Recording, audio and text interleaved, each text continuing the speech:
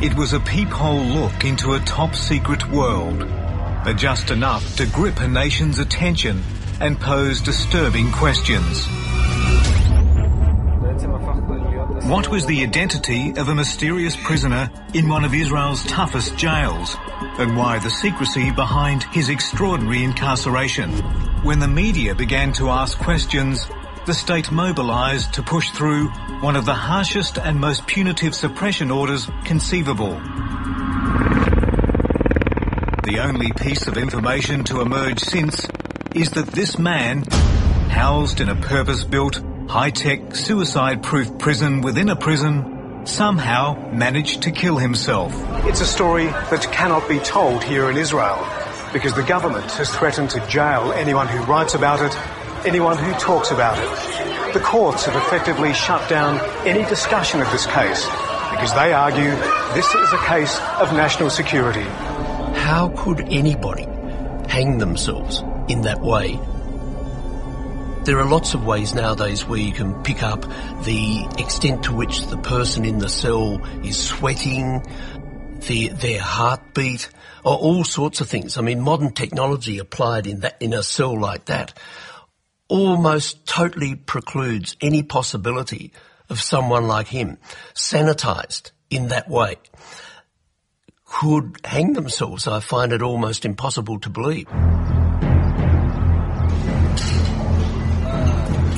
Then, during an assignment in Israel last year, an intriguing development. A respected and trusted source with connections to Israel's security establishment told me something he couldn't hope to have revealed in the local media. Prisoner X, he said, was Australian. He told me that X was a Jewish man in his mid-30s who'd been in Israel for about 10 years. He'd lived in the Tel Aviv suburb with his Israeli wife and 2 children. This Australian, he'd claimed, had worked for spy agency Mossad. I was given the name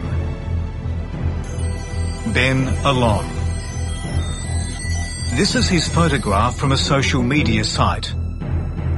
And this is him at his wedding in 2006, with a caption bearing another name, Ben Zigia.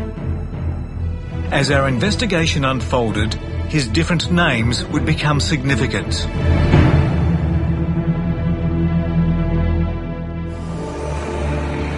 "12 years ago, Melbourne man Ben Zigia moved to Israel to start a new life and would change his name to Ben Alon.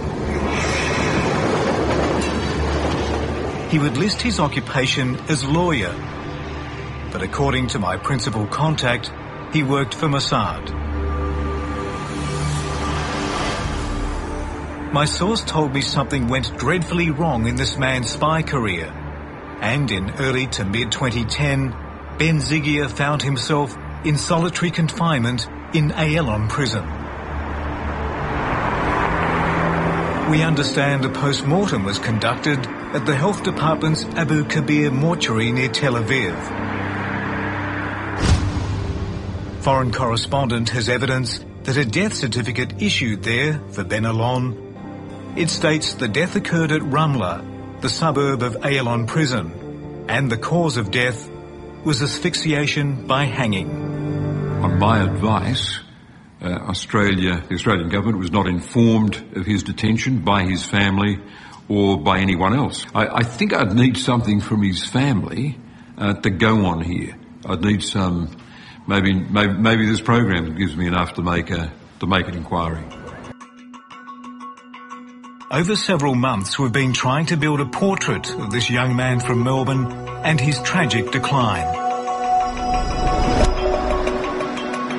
We do know that Ben Zigia attended Jewish schools in Melbourne's southeast before studying law. His parents have chosen not to be involved in our story, and so have the many friends and acquaintances we've made contact with.